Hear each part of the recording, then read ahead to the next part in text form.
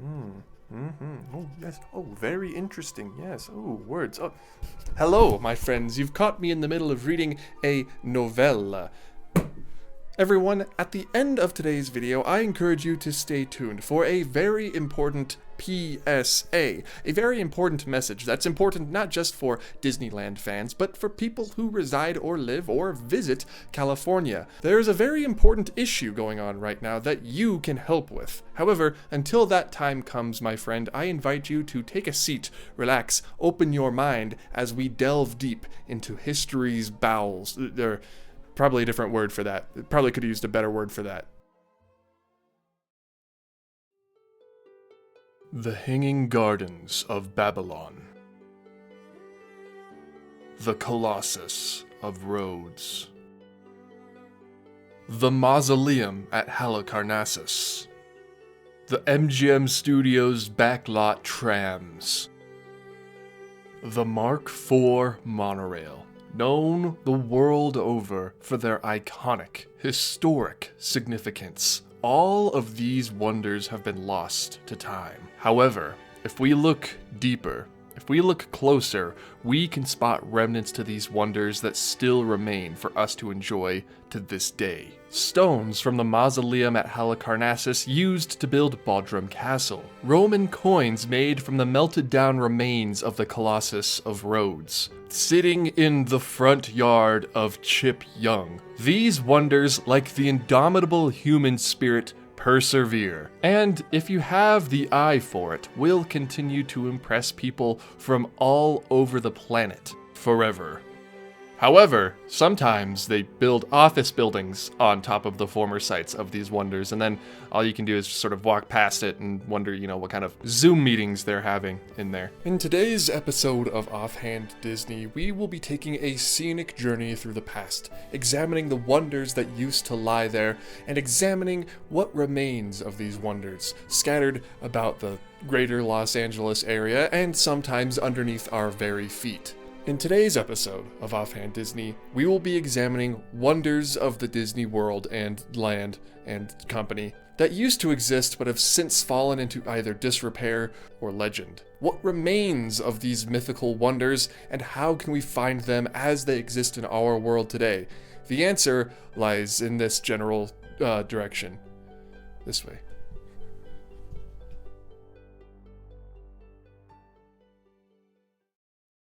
The year is 1923. A young Walt Disney living in Los Angeles, California, had been enjoying the moderate success of his live-action animation hybrid shorts, now known to us as the Alice comedies. The comedies and other shorts were finding such success that Walt, Roy, and the other animators decided that it was time to upsize. The old animation studio on Kingswell Avenue was no longer big enough for the ambitions that Walt and Roy and all of the other workers had in mind for the studio, and so, after looking for a reasonable place to relocate all the animators, it was decided that Hyperion Avenue would be the home for the new Disney Brothers studio. Soon to be renamed, of course, to Walt Disney Studios. And in its early days, the Hyperion Studio was a very close-knit family. Everybody knew everyone. And it seemed to be a sort of very laid-back working environment.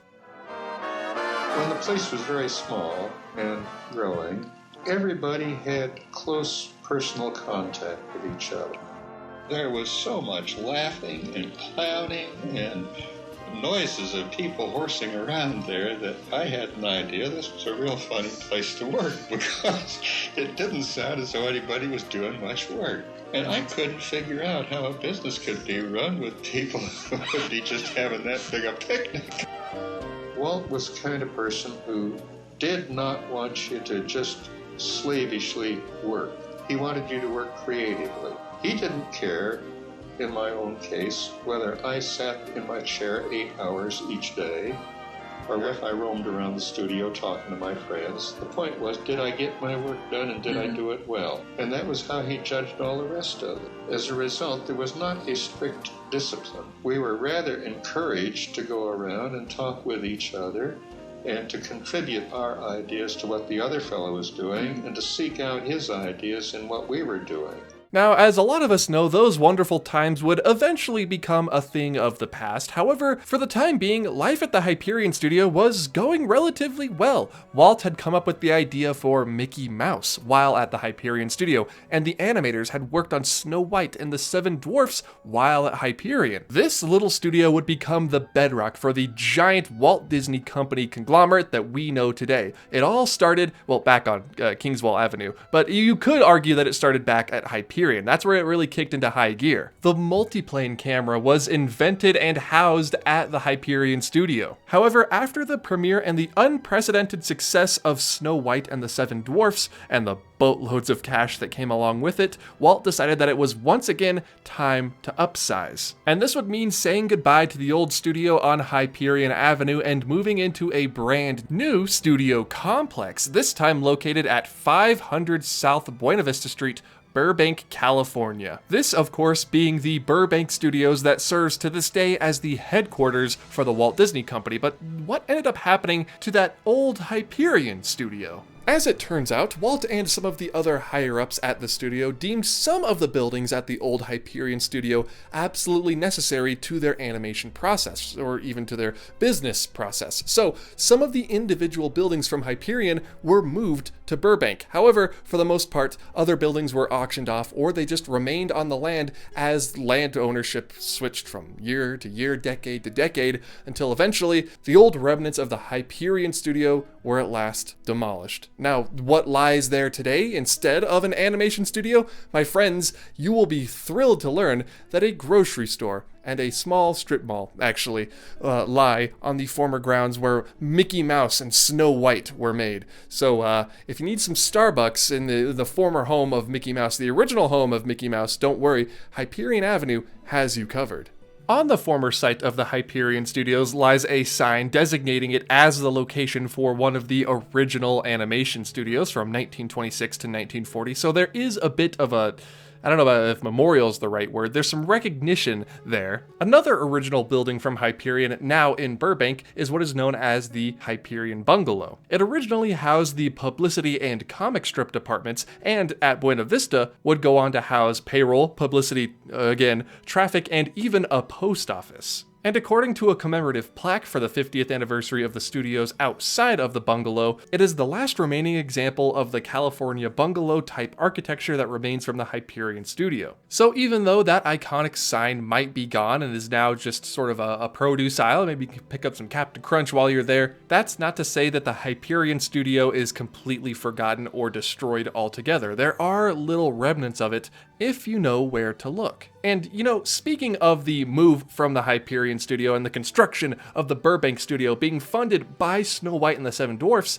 I'm sure that we all know that it had its premiere at the Carth Circle Theater, a smaller replica of which is the icon, or at least one of the weenies, of Disney California Adventure. And while that is a delicious restaurant, have you ever wondered what happened to the original Carth Circle Theater? The Carth Circle Theater opened at 6316 San Vicente Boulevard on May 18th, 1926, with a showing of the movie The Volga Boatman, which, you know, is a nice love triangle silent drama film from the same year. The building itself was designed by Carlton Winslow, who had previously worked on the California building for the Panama California Exposition, which is, you know, sort of like a World's Fair, which actually still stands in Balboa Park to this very day in San Diego. You can still visit it. Winslow was co-architect with another man, Dwight Gibbs, who had previously worked on interior spaces like the Pasadena Playhouse. Here's a picture of it. Looks pretty neat. Good job, Dwight. The Carth Circle Theater was meant to be the crown jewel for the new Carth Center neighborhood. And boy, howdy was it. You could see the neon signs and spotlights for miles. It drew people in from all over Southern California to see the newest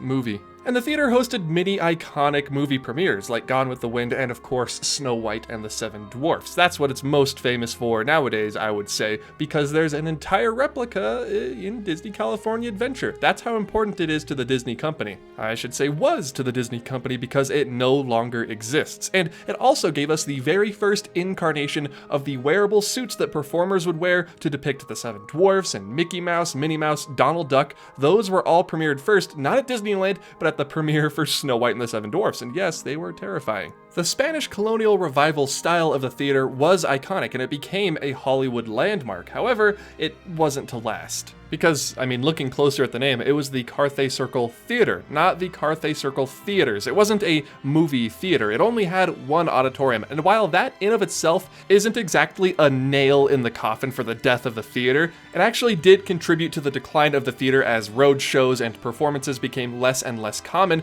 when people wanted to go see the newest movie, or movies more appropriately at the time in America, as we trudged forward into the 30s, 40s, 50s, and eventually the 60s. And Carthay Circle, while still a landmark, just wasn't really attracting the crowds that it used to. And while now, if Carthay Circle had existed today, it would have historical societies and preservationists and local theater troupes keeping it open, that wasn't really the highest of their concern back in the day. They didn't really care about preserving everything. And so, sadly, in 1969, the iconic Hollywood theater was demolished. And now, I'm sure you're asking, what stands on the former footprint of the Carthay Circle Theater? And while the general street layout and design of the Carthay Circle neighborhood remains the same, you can see where the Carthay Circle Theater used to be here and what remains now. An office building.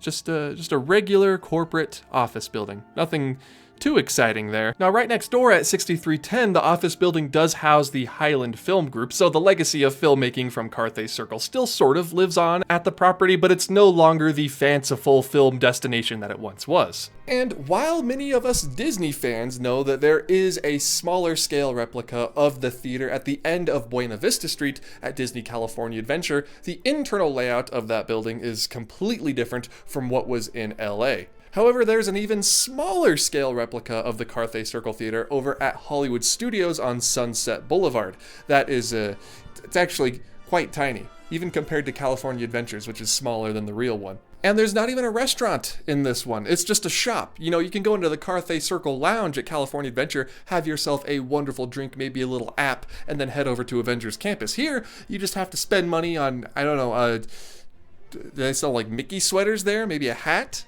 Perhaps a Loungefly bag. But what remains of the actual original Carthay Circle Theater at the Carthay Circle neighborhood?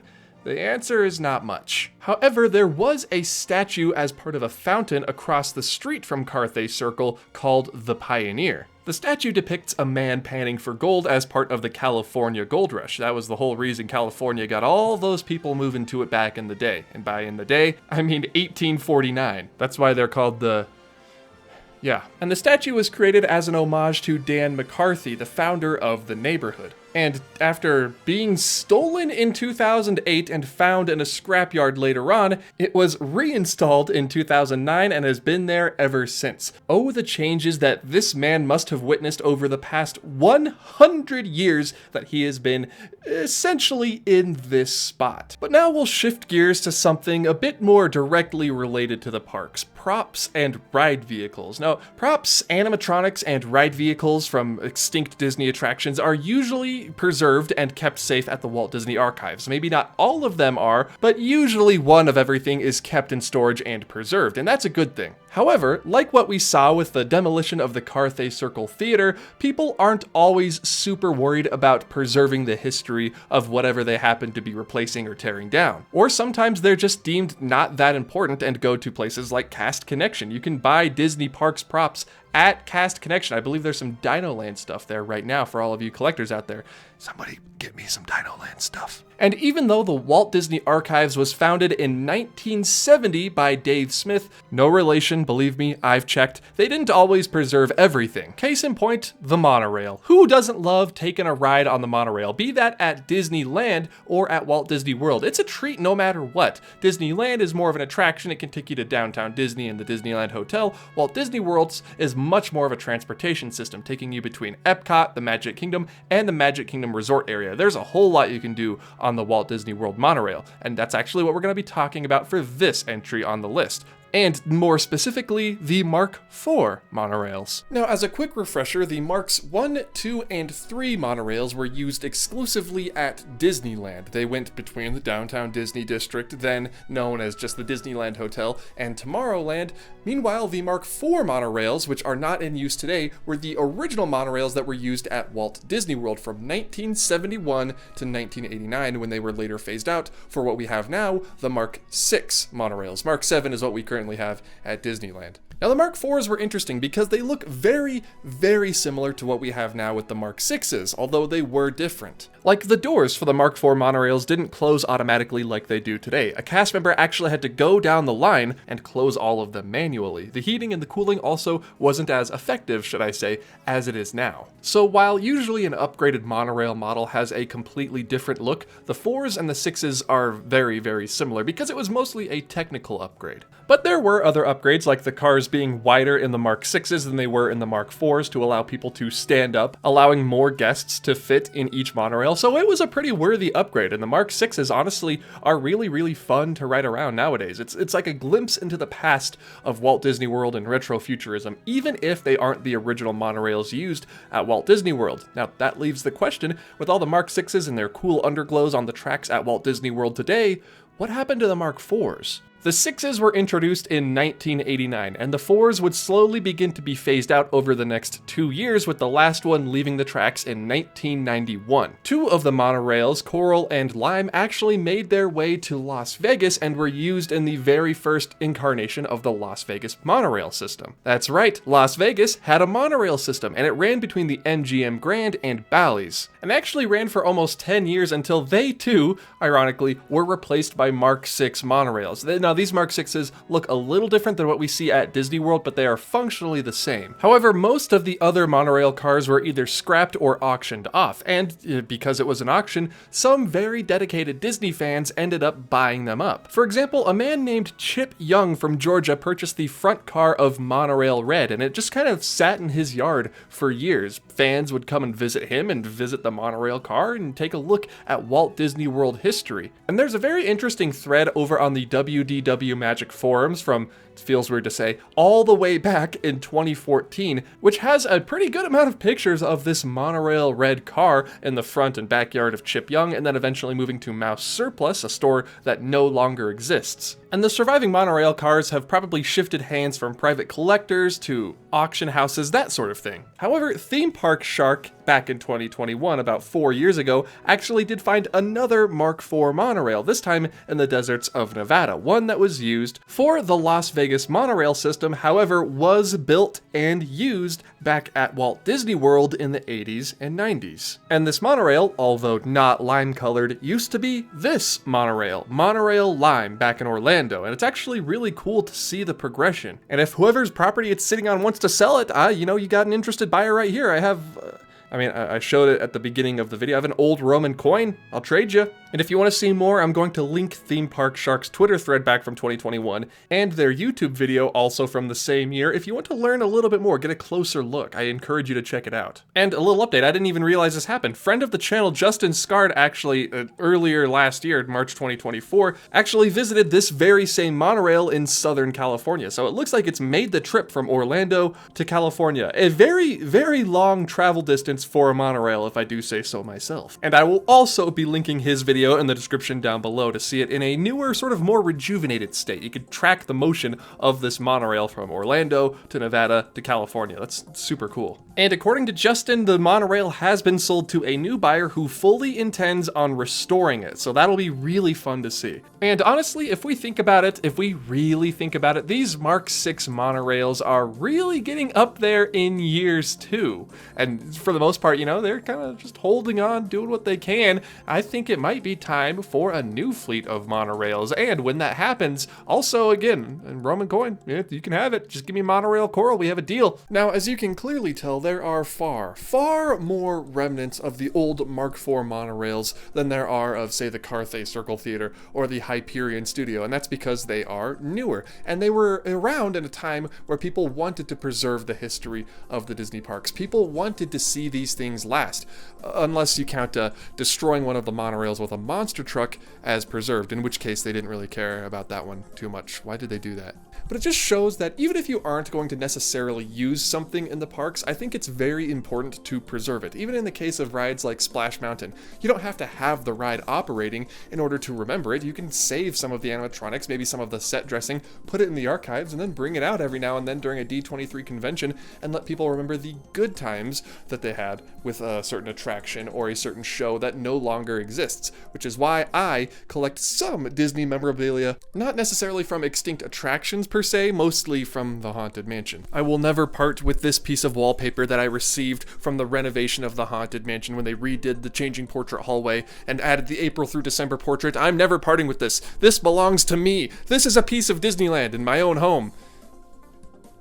From the mansion, so it's cool. What I want to say with this video is that nothing is ever truly gone. There are little bits and literal pieces of the past no matter where we look, whether it's the Great Pyramids of Giza or a Bug's Land at California Adventure. There's always little things that we can look for to remind us, to give us a little bit of nostalgia about a day long gone. And I think of all theme parks or companies, Disney does this especially well. They are in the business of nostalgia. Disneyland was built on nostalgia, whether that be the turn of the century, the American frontier, or even in a weird way, the nostalgia for a future that never existed. Disneyland, Disney World, Paris, Hong Kong, Shanghai, Tokyo, all of it is meant for you to remember some good times in your life while having fun in the park, whether you were watching a Disney movie as a child or riding a monorail through Epcot in 1982. Disney does it well. And that's not even to mention the largest remnant of an abandoned attraction at Disneyland, standing right there, right in the middle of Tomorrowland, exposed to the elements, collecting dust and twigs and leaves for all of us to see. It's the People Mover. That's the last entry on the list.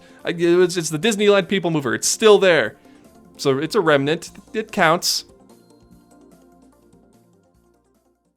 Hey there, everybody. Sorry, I let the People Mover, the thoughts of the People Mover, overcome me again. I'm sorry, I gotta stop doing that. Thank you all so much for watching this video. Now, if you remember at the very beginning of the video, I said stay around till the end card for just a little special PSA at the end of this video. And I'm sure many of you are aware of the fires that have been recently making their way through LA. You have the Eaton fire and the Palisades fire burning over 40,000 acres so far. And a lot of these people in need of some help. They might be a Disney fan. They might never have been to Disneyland in their life. But I do think that I kind of wanted to take the time at the end of this video to say, don't bother pledging to Patreon or whatever this month. I'm not going to plug any of that. I'm just going to say, make a little tiny donation, even just $1, which I usually say at the end of each video, but just $1 will go a long way to help people who need it. I donated personally to the LA Red Cross and to Direct Relief. There are other charities, but those are the two that I donated to.